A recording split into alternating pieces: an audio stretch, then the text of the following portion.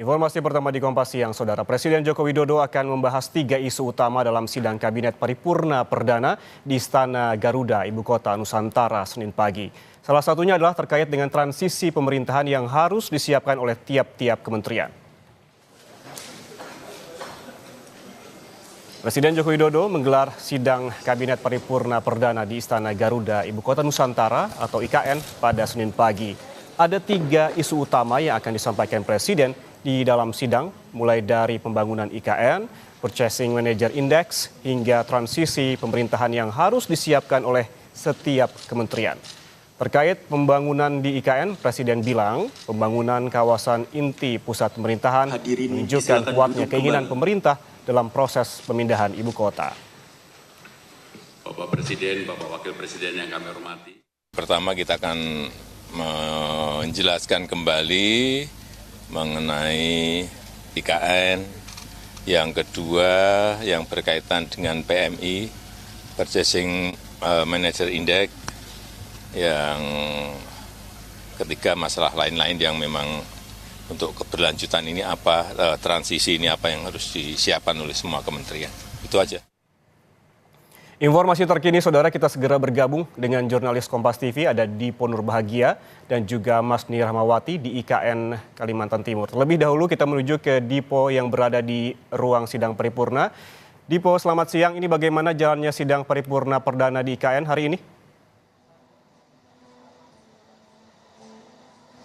Ya, untuk sidang Kabinet Paripurna Perdana di Istana Garuda, Ibu Kota Nusantara, Ian dan juga saudara, ini sudah selesai digelar. Tadi dimulai pada pukul 9.30 waktu Indonesia Tengah, dibuka secara langsung oleh Presiden Joko Widodo. Tentu ada sejumlah hal menarik yang coba tadi kami amati. Yang pertama adalah ketika Wakil Presiden Ma'ruf Amin memimpin doa, memang ada suasana haru karena di situ untuk pertama kalinya doa dipanjatkan di dalam Istana Garuda. Ada doa untuk kemudian kemajuan bangsa ke depan, khususnya terkait dengan bagaimana nanti prosesi ataupun keberlangsungan pembangunan Ibu Kota Nusantara. Setelah itu Presiden Joko Widodo membuka secara langsung sidang yang diikuti oleh tentu jajaran Menteri Kabinet Indonesia Maju dan juga ada sejumlah kepala lembaga, termasuk juga Kapolri dan juga Panglima TNI yang hadir di dalam sidang Kabinet Paripurna. Tadi pada saat menyampaikan kata pembuka, hal yang paling pertama di-highlight oleh Presiden adalah rasa syukur. Karena untuk pertama kali seperti yang tadi kami sebutkan, Istana Garuda menjadi tempat perdana untuk kemudian menggelar sidang Kabinet Paripurna di Ibu Kota Nusantara. Bahkan tadi Presiden sempat menganalogikan IKN ini adalah sebagai kanvas masa depan, sehingga tidak semua negara memiliki kemampuan dan juga kesempatan untuk kemudian membangun ibu kotanya betul-betul dari nol seperti apa yang kemudian saat ini sedang dilakukan oleh Indonesia. Nah, ada beberapa hal juga yang kemudian tadi sempat dibahas oleh Presiden terkait dengan Ibu Kota Nusantara. Beberapa di antaranya adalah Presiden kembali menjabarkan bagaimana sebenarnya konsep pembangunan IKN yang memang mengusung konsep Forest City, Smart City, kemudian juga ekonomi hijau, itu di-highlight lagi di hadapan para menterinya. Kemudian ada juga yang menarik, Presiden tadi menyebutkan bahwa pemindahan ibu kota negara ini tidak hanya pemindahan fisik, tetapi juga pemindahan pola pikir serta mindset. Ini yang kemudian cukup menarik, tadi kami sempat dengarkan apa yang kemudian tadi disampaikan oleh Presiden Joko Widodo. Nah, ada juga penjabaran soal manfaat pemindahan ibu kota negara yang juga tadi dibahas oleh Presiden. Yang pertama adalah tentu pemerataan pertumbuhan ekonomi. Tadi Presiden bilang bahwa diharapkan dengan dipindahkannya ibu kota ke Kalimantan Timur ini dapat merangsang pertumbuhan ekonomi di Kalimantan Timur, khususnya untuk wilayah Balikpapan dan juga Penajam Pasir Utara. Karena 58% GDP ini berpusat di Jawa. Kemudian juga terkait dengan pemerataan populasi. Presiden juga kembali menegaskan bahwa 56% populasi kita ini berada di Pulau Jawa. Sehingga pemerataan populasi ini juga menurut Presiden penting untuk kemudian dilakukan. Nah, ada juga tadi update dari Presiden soal investor ataupun nilai investasi yang kemudian saat ini di luar APBN sudah menyentuh angka 56,2 triliun rupiah dari 55 groundbreaking.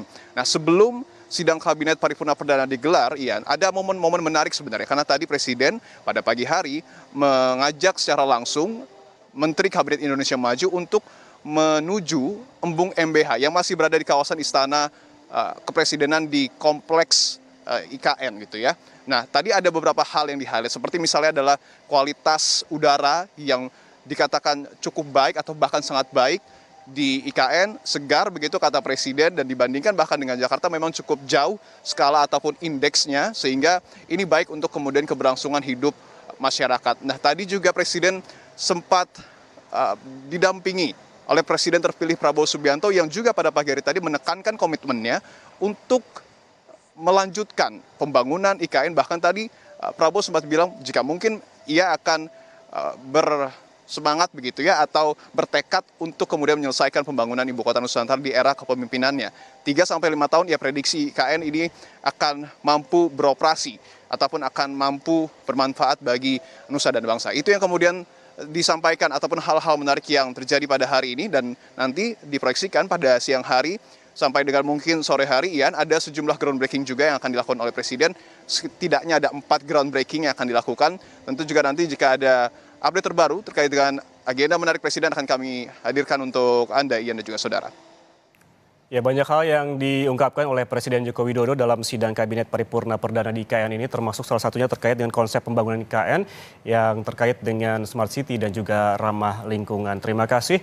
Dipo Nurbahagia melaporkan langsung dari depan gedung ataupun Istana Garuda IKN. Kita bergeser ke Mas Ni Rahmawati, masih di IKN. Mas Ni, bagaimana persiapan terkait dengan 17 Agustus di IKN? Ini juga yang menjadi sorotan kemarin sempat dibahas terkait dengan infrastruktur. Bagaimana perkembangan pembangunan di IKN jelang persiapan 17 Agustus?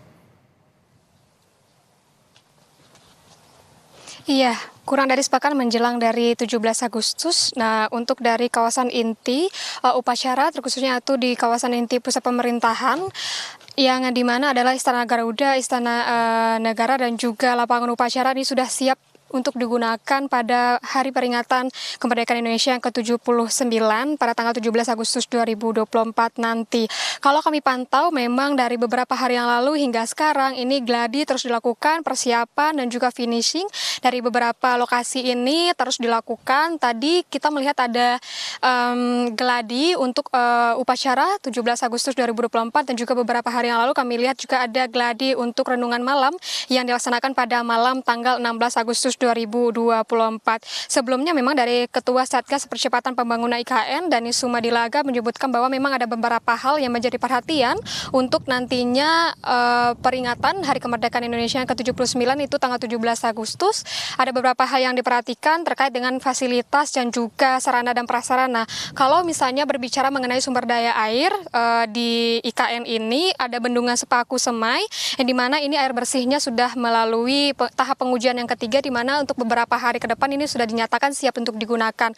Selain itu pun untuk akomodasi dan juga untuk fasilitas penginapan bagi tamu undangan dan juga para menteri seperti itu, pejabat tinggi negara, ini juga sudah siap, di mana salah satunya sudah bisa dipakai itu adalah Hotel Nusantara, yang kita ketahui bahwa untuk sidang kabinet hari ini kemarin itu untuk para menteri ini sudah sampai di IKN dan juga sudah menggunakan Hotel Nusantara untuk menginap di IKN.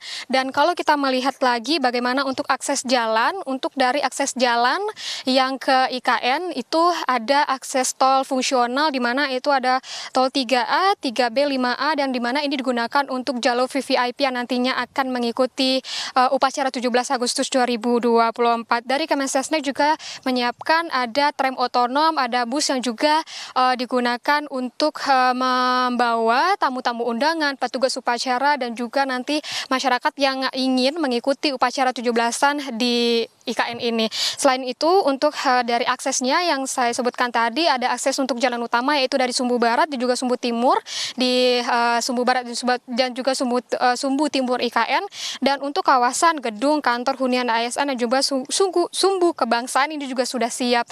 Dan kalau kita dapatkan informasi memang ada yang namanya Plaza Seremoni, yang ini dimaksudkan bisa digunakan untuk masyarakat umum yang ingin menonton dan juga mengikuti upacara 17 Agustus. Ini kapasitasnya ada 8.000 orang, dan dimungkinkan ini digunakan juga untuk nantinya masyarakat umum ingin mengikuti upacara pada tanggal 17 Agustus.